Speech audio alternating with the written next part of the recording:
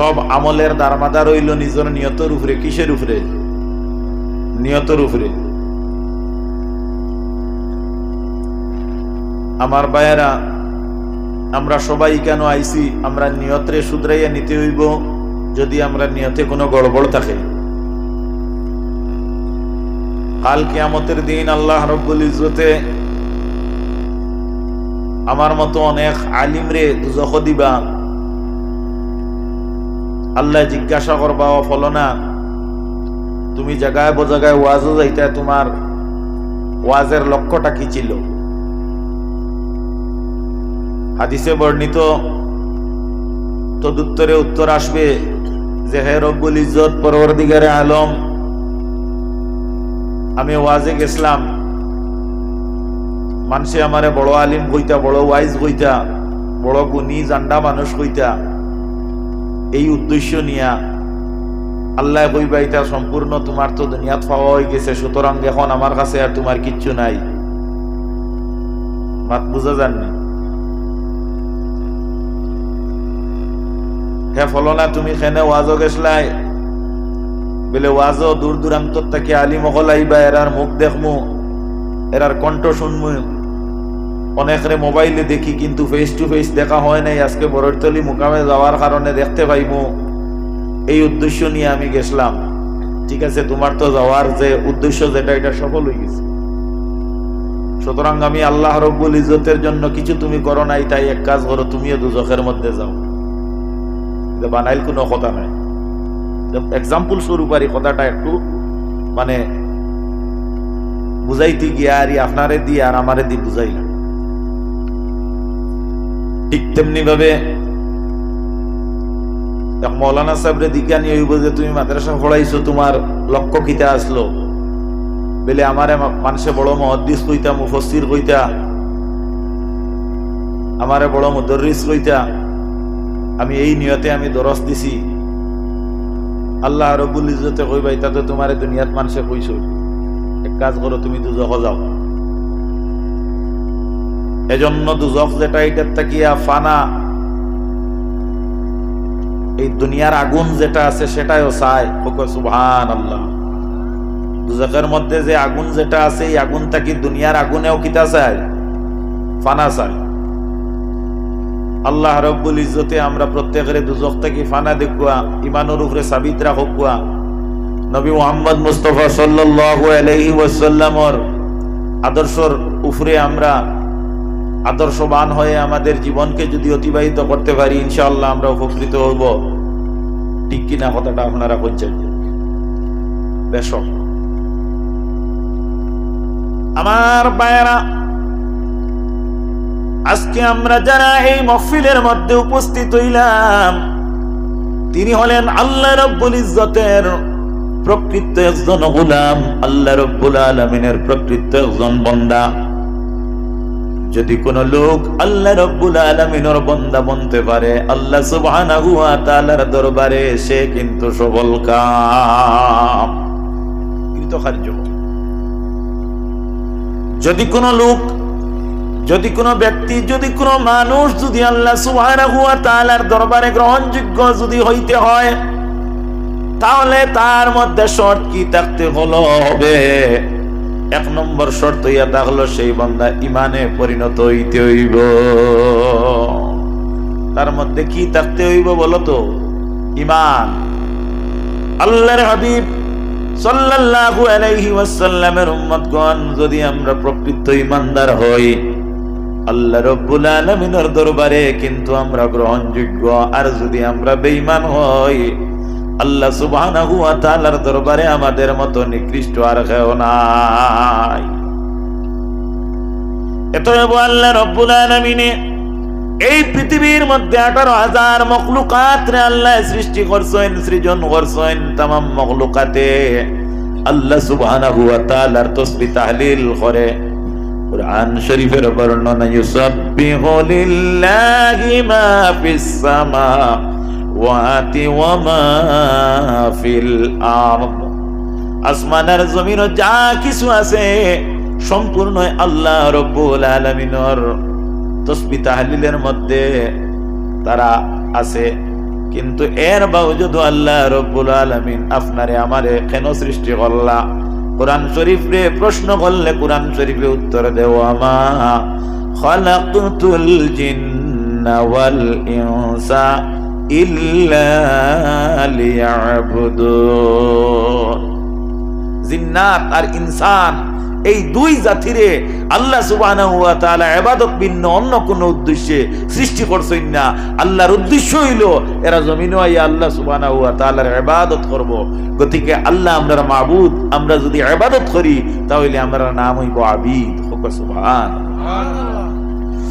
আমার ভাইরা, আমার বন্ধুরা, যদি সত্যিকারে কোনো ব্যক্তি যদি আবিদ হয়, যদি কোনো ব্যক্তি আপনার মাবুদের সঙ্গে যদি তার সম্পর্কে কায়েম করতে হয়, তাহলে আমার ভাইয়েরা সে কিন্তু আল্লাহ রব্বুল আলামিনের বান্দা হিসেবে নবী মুহাম্মদ মুস্তাফা সাল্লাল্লাহু আলাইহি ওয়াসাল্লামের অনুসরণ করতে লাগবে।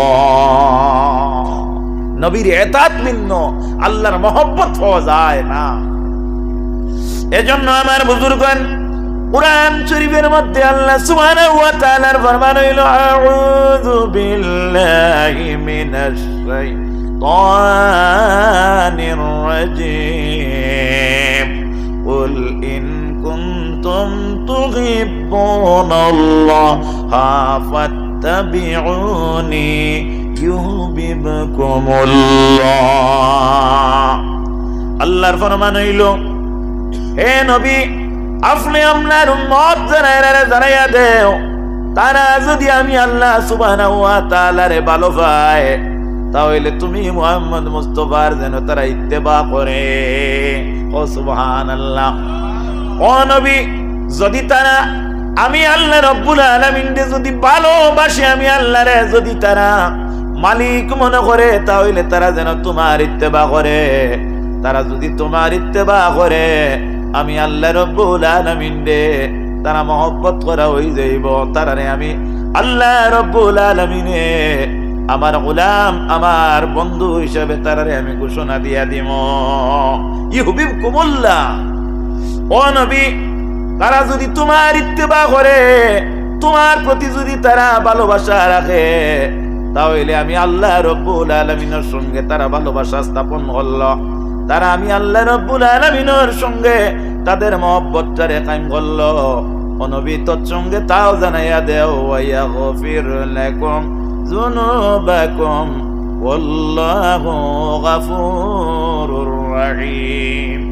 আমি আল্লাহ রব্বুল আলামিন, আমি মুনিব মেহেরবান মাওলা আজিম, আমি হইলাম গিয়া গুনাহগারের গুনাহ মাফ করি দেনেওয়ালা। আমি আল্লাহ রব্বুল আলামিন ক্ষমাশীল, আমি আল্লাহ দয়ালু। এই কথাও কিন্তু তারারে তুমি জানাইয়া দাও।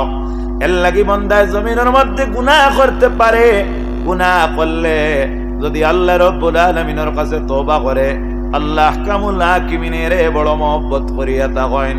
ওয়ারে কুরআন শরীফের মধ্যে আল্লাহ রব্বুল আলামিন ফরমান, আউযু বিল্লাহি মিনাশ শাইতানির রাজীম, ইন্নাল্লাহা ইউহিব্বুত তাওয়াবিনা ওয়া ইউহিব্বুল মুতাতাহহিরিন। দুই গুরু মানুষরে আল্লাহ রব্বুল আলামিনে বড় মহব্বত করেন। এর থেকে এক গুরু মানুষ হইয়া থাকলো গিয়া যারা কি করে, আল্লাহ রব্বুল আলামিনের কাছে যারা তওবা করিয়া থাকে।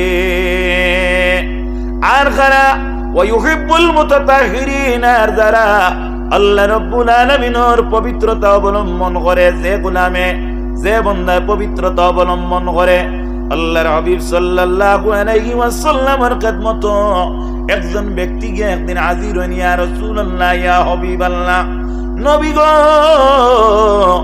আমি রুজি রোজগার করি, আমি ধন দৌলত আমি সংগ্রহ করতে আমি সক্ষম, ইয়া রাসূলুল্লাহ, ইয়া হাবিবাল্লাহ, তবে আমি আমার ভরণ পোষণের মধ্যে, আমার যে কামায়া দৌলতের মধ্যে দেখা যায় বড় টানাটুনি অভাব থাকে। ইলে আমরা হয় না, রুজি রোজগার খুব বেশি, কিন্তু পরিবার মেনটেন করতে আমরা টানাটুনি বহুত থাকে। ইলা হয় না, হয় না। হুজুর নবী করিম সাল্লাল্লাহু আলাইহি ওয়াসাল্লামে এই সাহাবীরে ফরমায়নো, বলো না তুমি যাও তুমি বেশি বেশি করিয়া পবিত্রতা অবলম্বন করিও।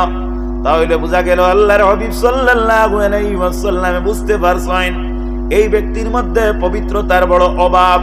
আল্লাহর নবীর খেদমতে আরো একদিন যান, যাওয়ার পরে গিয়া বলেন, ইয়া রাসূলুল্লাহ, ইয়া হাবিবাল্লাহ, আপনি যেদিন থেকে আমার এই নির্দেশ দিয়েছেন আমি পবিত্রতা অবলম্বন করতাম, নবী গো আমি পবিত্রতার উপরে আমি এমন ভাবে আমি চলাফেরা করি যাতে কোনো সময় আমি অপবিত্র থাকতে আমি রাজি হই না।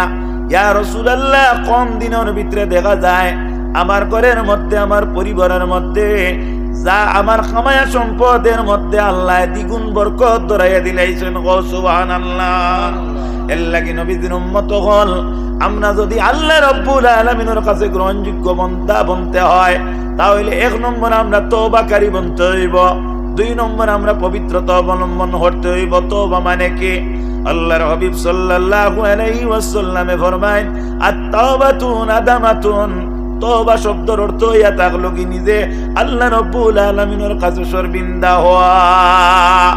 এর লাগি বাবা হল, এর লাগি বন্ধু হল, আল্লাহর ওলি আল্লাহ যারা আউলিয়ায়ে কেরাম যারা এরা কিন্তু সব সময় আল্লাহ রাব্বুল আলামিনের ধ্যানে তারা মত্ত রইত।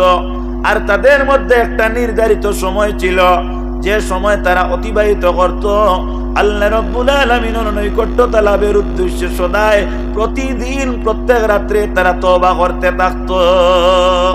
এই টাইম কোন সময়? বলে এই টাইম হইয়া থাকলো গিয়া আপনার রাত 12টার থেকে ফজরের আগ পর্যন্ত। এই টাইমে যদি কোনো গোলাম অথবা বান্দি রাত ঘুম থেকে যদি জাগে আর জাগিয়া তার মালিকের কদমের মধ্যে 2 রাকাত নামাজ আদায় করে, কিংবা তো 4 রাকাত নামাজ আদায় করে, কিংবা তো 12 রাকাত নামাজ আদায় করে, কিতাবে বর্ণিত 3টা অবস্থা যদি এই মানুষের মধ্যে যদি আপনার সাবিত করতে পারে তাহলে আল্লাহ রাব্বুল আলামিন তার অবস্থারে পরিবর্তন করিয়া দিলেন।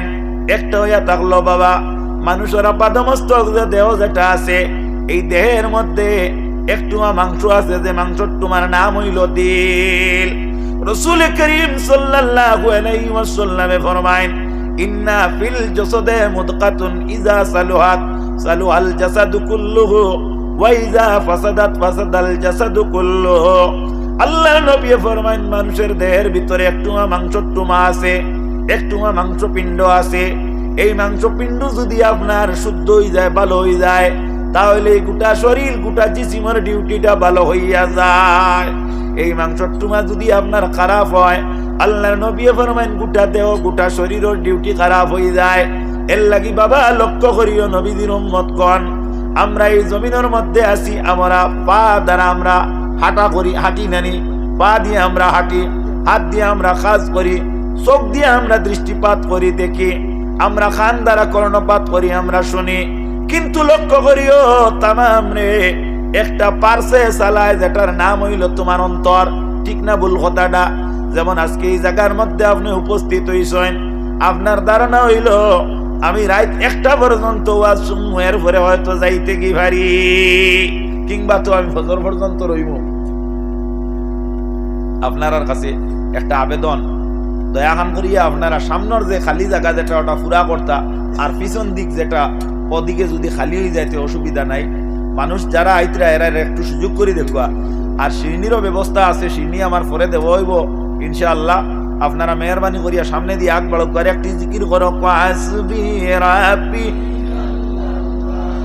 মাফ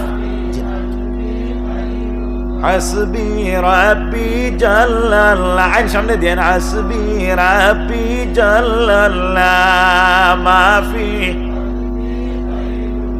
নূর মুহাম্মদ সাল্লাল্লাহু লা ইলাহা ইল্লাল্লাহ। হাসবি রাব্বি জাল্লাল্লাহ মাফি কলবি নূর মুহাম্মদ সাল্লাল্লাহু লা ইলাহা ইল্লাল্লাহ। সামনে দিয়েন, লা ইলাহা ইল্লাল্লাহ। রয়না রয়না, ইল্লাল্লাহ লা ইলাহা ইল্লাল্লাহ লা ইলাহা ইল্লাল্লাহ লা ইলাহা ইল্লাল্লাহ। ইল্লাল্লাহ লা ইলাহা ইল্লাল্লাহ লা ইলাহা আল্লাহু আল্লাহ আল্লাহু আল্লাহ আল্লাহু আল্লাহ আল্লাহু আল্লাহ আল্লাহু আল্লাহ আল্লাহু আল্লাহ আল্লাহু আল্লাহ বলো আল্লাহু আল্লাহ আল্লাহ হক নাম তোমারি ওয়াজ মাহফিলে সেই নাম করে দেই জারি বলো আল্লাহু আল্লাহ আল্লাহ হক নাম তোমারি ওয়াজ মাহফিলে সেই নাম করে দেই জারি দেখো ইব্রাহিমের বেটা ইসমাইলকে নিজে আল্লাহ হুকুম করে কুরবানি দিতে সুরির নিচে হাত রাখিয়া সুরির নিচে হাত রাখিয়া দুম্বা ফাটান পাকবারি আল্লাহু আল্লাহ বলো আল্লাহ হক নাম তোমারি ওয়াজ মাহফিলে সেই নাম করে দেই জারি বলো আল্লাহু আল্লাহ আল্লাহ হক নাম তোমারি মাকামে মাহফিলে সেই নাম করে দেই জারি দেখো ইউনুস নবীকে নিজ আল্লাহর কুদরতে 40 দিন রাখিলেন জিন্দা মাছের উদরে বলো দেখো ইউনুস নবীকে নিজ আল্লাহর কুদরতে 40 দিন রাখিলেন জিন্দা মাছের উদরে আল্লাহ গো আল্লাহ বলো আল্লাহ হক নাম তোমারি ওয়াজ মাহফিলে সেই নাম করে দেই জারি লা ইলাহা ইল্লাল্লাহ লা ইলাহা ইল্লাল্লাহ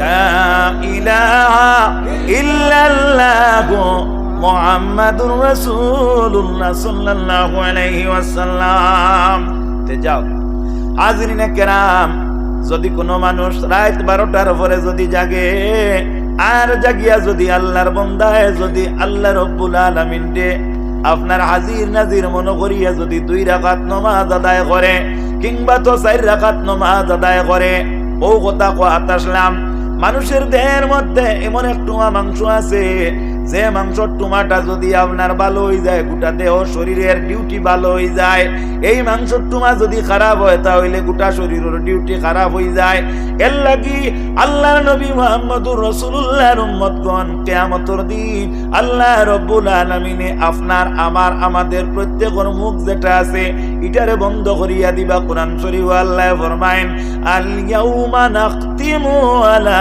আফওয়াহিহিম ওয়া তুকাল্লিমুনা আইদিহিম ওয়া তাশহাদু আরজুলুহুম বিমা কানু ইয়াকসিবুন বন্দারে তোমার আমার মুখের মধ্যে আল্লাহ মোহর মারব মোহর মারিয়া তোমার জবানের কিতাব তোমার হাতর আল্লাহ রাব্বুল আলামিনে জবান খুলিয়া দিব পায়ের জবান খুলিয়া দিব পায় মালিকের কাছে আরজ করব রব্বুল আলামিন আপনি মাওলা পরওয়ারদিগার আলমে আপনার বন্দার দেহর তত্ত্বাবধানে আমারে দিছলা একটা জান একটা দিলে আমারে পরিচালনা করছে মালিক আমি আমার ইচ্ছা করিয়া আমি গিয়া পরের শাকডালো হাত দেই না মালিক আমারে সে যখন চালায় তার রিমোট কন্ট্রোলের তার ভিতরে আমি ছিলাম তখন আমারে নিয়ে সে যখন অন্যের বাড়ির গরু চুরি করতে যায় তখন আমি তার সঙ্গে যাই অন্যের শাকডালো হাত দেওয়ার সময় যখন আমারে সে নির্দেশ দেয় তখন আমি যাই আল্লাহ আমি ইচ্ছা করিয়া আমি দেখি না সে আমারে দেখায় তখন আমি দেখি আল্লাহ রাব্বুল আলামিনে দেখা যায় তখন এই দিল যেটা এই আত্মা যেটা এটার উপরে আল্লাহ রাব্বুল আলামিনে সদমান বা আপনার ফাত যদি গোসা আমায় এই ফাত গোসা আমাইলে কষ্ট খানো ভাই ফাওয়ে পাইনি না দিলে ভাই খানো ভাই মাতো না তোলা দিলে ভাই একটা মা দৃষ্টান্ত হিসাবে আমি আপনারা কইয়ার এক বেটার গাছও ধরছে একটা আম বেটার গাছও ধরছে একটা আম, ধরার বাদে নতুন গাছ ও এক আম হে আপনার সার দে ও আমটা সুন্দরভাবে অক্ষত হিসাবে থাকুক ফাঁকুক আমি ফাড়িয়া খাইব। ওগু আখটা একদিন মাটি থড়ি গেছি, দেখছে দুইজনে, দেখছে কজনে? দুইজনে। এই দুইজনে যখন দেখছে তখন নিয়ম আসলো দুইজন যারা দেখছেন এরা আনতা না, দুইজনে দেখার বাদে গেছেন আরো দুইজন, মাত খেয়াল করবা গেছেন আরো কজন? দুইজন। যারা গেছেন এরা গিয়া লইতা আসলো না, লইলাইছেন আরো দুইজনে, বুঝা গেছেন? আরো দুইজনে। যারা লইছেন এরা খাইতা আসলো, এরা না খাইয়া খাইলাইছে আরো একজনে। মালিকে ভাইছে ভাইয়া আনলে জিকাই লইতা কিতা? ও মালিকে আপনার লইছে বেতেগু লইয়া দিছে আপনার ডান্ডা, দিতে আসলো না নি? আপনার দিছে ডান্ডা এক জায়গাত, যে জায়গার ডান্ডা দিছে ও জায়গায় খান দিত না নি? খান দিলাইছে আরো দুইজনে। আমি জিনিসটা বুঝাইয়া দিই। আম গাছও থাকি পড়ছে, পড়ার বাদে আপনার চৌকে দেখছে, চৌকে যেহেতু দেখছে আনতো নানি চৌকে গেছে গিয়া ফাও, ফাও যখন গেছে লইতো নানি ফাওয়ে লইলাইছে আতে, আতে যদি লইছে তে খাইতো নানি আতে, খাইলাইছে মুখে, মাত বুঝা জানি, খাইলাইছে মুখে। বেটায় ডান্ডা দিছে ফিটি, কান্দিত নানি ফিটে, কান্দি লাইছে চৌকে। তোলা কাল কিয়ামতের দিন আপনার আতরেও শাস্তি দিতা নাই আল্লাহ, আপনার ফাওরেও দিতা নাই বন্দারে। লক্ষ্য করিও তোমার দিল যেটা ওটার উপরে সদমা আইব, তখন অটোমেটিক পাওয়েও শাস্তি পাইব, হাতেও শাস্তি পাইব। এর লাগি নবীজির উম্মত হল মানুষের দেহর ভিতরে যে মাংসর টুমা আছে, এই মাংসর টুমার নাম হইল গিয়া দিল। এই দিল মানুষের মধ্যে সবচাইতে আপনার আলিশান দরজা সম্পন্ন একটা জায়গা। আমরা ইন্ডিয়ান নাগরিক, আমরা ভারতের রাজধানী হইয়া থাকলো কি দিল্লি ওলা, মানুষের রাজধানী হইয়া থাকলো গিয়া তার দিল। যে সময় তার দিলের মধ্যে গড়বড় ধরিলে ও সময় আপনার মানুষ ব্যাঘাত হয়ে যায়। এর লাগিয়া রাত 12টার পরে যদি তোমার দিল রে যদি তুমি এক করতে পারো একটা ব্যবহার, 2 নম্বর হইয়া থাকলো কি ভাই অকল বন্ধু অকল কথাটা লক্ষ্য করিও, মানুষের দিল হইয়া থাকলো কি 1, নাম্বার 2 রাত দিন মিলাইয়া 24 ঘন্টা। কত ঘন্টা? 24 ঘন্টা। এই 24 ঘন্টার ভিতরে আপনার যে সময়টারে এই দিন এবং রাতপুর দিল ধরিয়া নেওয়া হয়েছে, এই টাইমটা হইয়া থাকলো রাত 12টার থাকিয়া ফজরের আগ পর্যন্ত 2টা দিল। 3 নম্বর হইয়া থাকলো গিয়া কুরআন শরীফ 114টা সূরা আল্লাহ রাব্বুল আলামিন নাযিল করছেন। এই 114 সূরার মধ্যে সূরা ইয়াসিন নামক যে সূরা, যেটা এটা হইয়া থাকলো গিয়া কুরআন শরীফের দিল। যদি বান্দা কুরআন শরীফ তেলাওয়াত জানো তাহলে সূরা ইয়াসিন তেলাওয়াত করিও, আর তোমার দিল দিয়ে তুমি একত্র করিও। আর রাতপুর দিল যে সময় ও সময় তুমি জাগিও, আল্লাহ রাব্বুল আলামিনের নৈকট্য তালাব করতে পারবাই। এই সময় আল্লাহ রাব্বুল আলামিনে সামায়ে দুনিয়ার মধ্যে আইন রাসূলুল্লাহ ফরমায়, এই সময় ইয়া প্রত্যেক বান্দারে আল্লাহ রাব্বুল আলামিনে সম্বোধন করিয়া কইন হাল মিন সাইলিন, তোমরা কে আসো নিরে সওয়াল করনেওয়ালা, যদি তাকতা হইলে আমি মালিক তোমরার সামনে হাজির হয়ে গেলাম। নাম্বার 2, যদি কোনো ব্যক্তি এই সময় ইস্তেগফার করে আল্লাহ ফরমায় হাল মিন মুস্তাগফিরিন, তোমরা কে আসো নিরে ইস্তেগফার করনেওয়ালা। যদি এইভাবে ইস্তেগফার করনেওয়ালা যদি কোনো মানুষ ইস্তেগফার করতে থাকে তাহলে আল্লাহ রাব্বুল আলামিনে এই ব্যক্তিরে আপনার বকশিশ দিলায়। সুবহানাল্লাহ। নবীজির উম্মতগণ 2টা অবস্থার মধ্যে মানুষের দোয়া কবুল হয়। একটা অবস্থা হইয়া থাকলো মানুষে নেকি করিয়া দোয়া করলে দোয়া কবুল হয়, আর যদি কোনো মানুষে আপনার গুনাহ থেকে পরহেজ করিয়া বাঁচিয়া যদি দোয়া করে তে দোয়া কবুল হয়। বুখারী শরীফের বর্ণনা, আল্লাহর নবী সাল্লাল্লাহু আলাইহি ওয়াসাল্লাম উম্মতগণ আল্লাহর 3 জন বান্দা এক রাস্তা দিয়ে রওনা হইছেন। এই 3 জন বান্দা দেখা যায় যাওয়ার পথে হঠাৎ করে আসমানের দিকে দেখা যায় আসমানটা বড় মেঘাচ্ছন্ন। বাবা, আসমানের দিকে তাকাইলে আমরা বুঝতে পারি আসমানও বর্তমানে তারা আছে কি নাই। আসমানের তারা যেগুলা এগুলা দেখলে অনুভব করা যায় আজকে আসমানটা ফর্সা মেঘ নাই। আর তারা যদি আপনার মেঘর চাকায় গিরিলাতে বোঝা যায় আজকে মেঘ দিব। ঠিক আসমানের মধ্যে যে আপনার মেঘে গর্জন করে তখন মানুষে বুঝতে পারে, অনুভব করতে পারে এই যে ডাকের পরে যে মেঘ যেটা হইব এটা স্বাভাবিক বৃষ্টি হইব না, শিলা বৃষ্টি হইব, মাত ফলা নানি সাবহল। আল্লাহর 3 জন বান্দা দেখা যায় আসমানের দিকে তাকাইয়া মনে করলা যে এমন ভাবে আসমানের মাঝে গর্জন শোনা যায়, ডাক শোনা যায়, তাদের ধারণা হইল যে হয়তো বজ্রপাত হইব, শিলাবৃষ্টি হইব। আমরা এই নির্জন স্থানের মধ্যে আশ্রয়স্থল আমরা নাই, আমরা এক কাজ করি, একটা গুহার ভিতরে আশ্রয় নেই। আল্লাহ তিনজন বান্দা একটা গুহার ভিতরে আশ্রয় নেই। ওই সময় দেখা যায় বৃষ্টি আপনার অনর্গল আরম্ভ হয়। তখন দেখা যায় আসমান তাকিয়া মেঘ ফোড়ার ফলে টিলার মধ্যে 10 নামে নানি বাবা, এইভাবে 10 নামিয়া দেখা যায় একটা পাথর গিয়া ওই আপনার গুহার উপরে চাপা মারিয়া রাখি দে। এই তিনজন ব্যক্তি বল প্রয়োগ করুন এই পাথরটা সরাইয়া কিভাবে গর্তর থেকে বাহির হওয়া যায়। অবশেষে কিন্তু তারা যে সময় শক্তি প্রয়োগ করিয়া পারলা না, তখন একজনে অন্যর দিকে তাকায় না, নিজের মনের আবেগ রে ব্যক্ত করিয়া কোন ভাই এন্ডে আজকে মনে হয় এই গাতের ভিতরে আমরা জান যাইব। যদি আল্লাহ রব্বুল আলামিনে আপনাদের আমার যদি আয়াতরা কইতে হইলে বাইর হইব, নতুবা এই গাতে গর্তের মধ্যে আমরা প্রাণ নাশ হইব। এইভাবে চিন্তা বিকির করি করি একজন ব্যক্তির মনের মধ্যে আইল।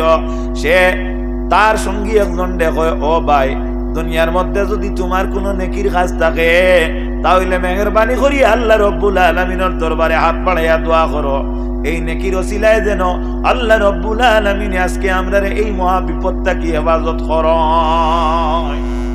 তিনজন থাকি একজনে হওয়ার পরে একজনে কইলে আমার তো আত্মলি দোয়া করতাম আল্লাহর কাছে, আমার জিন্দগিত কোনো নেকি নাই, একটা মাত্র আমার নেকি আছে। কয়টা আছে? মাতো না একটা। আমরার তো নেকির অভাব নাই না, আমরা কত নেকি করি, আর বেটা একর জিন্দগিতে আমার একটা নেকি। বাইরে তোমার নেকিটা কি? বলে ভাই আমার নেকি যেটা ওটা নিয়ে আমি আল্লাহর দরবারে দোয়া করি। আল্লাহর বান্দা হাত উঠায়া কয়, মালিক রব্বুল ইজ্জত, আমার জিন্দগির মধ্যে আমি কোনো বালা কাজ করি না, কোনো নেকি নাই, একটা মাত্র নেকি হইল রব্বুল আলামিন আমার বাড়ির মধ্যে আমি একটা দিনমজুর ব্যক্তিরে কাজে রাখলাম।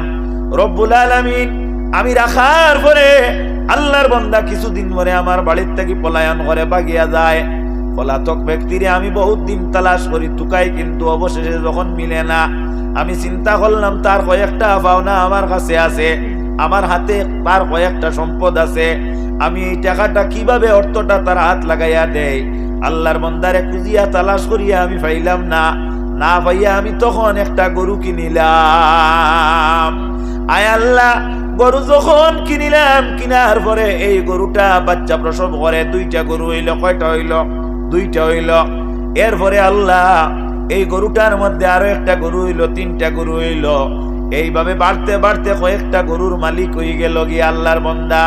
দীর্ঘদিন পরে আমার বাড়ির মধ্যে আইলো, আয়া হইল, মালিক আপনার বাড়িতে আমি কয়েকদিন কাজ করছি, আমার কিছু পাওনা আপনার কাছে আছে, মেহরবানি করিয়া আমার রিটার্ন তলব করিয়া আপনি আমারে দাও। আল্লাহর বান্দারে আমি কই, ও ভাই ফলো না, যাও তুমি ও গরুর ফালটা তোমার, তুমি লইয়া যাও। এ কয়, তো একটা মাত নি, আপনার বাড়িতে যেতদিন আমি কাজ করছি ইলা একফাল গরুর জুকা কাজ আমি করছি না, গতিকে আপনি আমার লগে এই ঠাট্টা মস্করা করিও।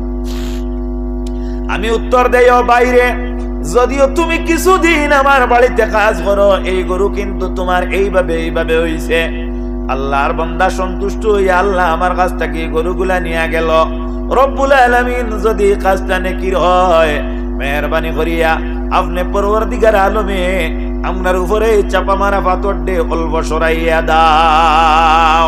হইতে না হইতে দেখা যায় আল্লাহর বান্দাদের উপর তাকিয়া এই পাথরটা আল্লাহর হুকমে সামান্য সরিয়া যায়। চাইলা বারোই যায়নি না, তারা বারোইতে পারলা না। হোক সুবহানাল্লাহ। 2 নম্বরে আরো জন্ডে কইলা, বাইরে তোমার কাছে যদি এইভাবে কোনো নেকি থাকে তাহলে তুমি আল্লাহর দরবারে এইভাবে হাত উঠাইয়া দোয়া করো। আল্লাহর বান্দায় কয়, বাইরে আমার জিন্দগির মাঝে কোনো নেকি নাই, তবে একটা মাত্র নেকি, যে নেকিটা আমি আমার প্রত্যেক দিন আমার আমলের মধ্যে আমার আমলে ছিল। ভাই সেই নেকিটা কি?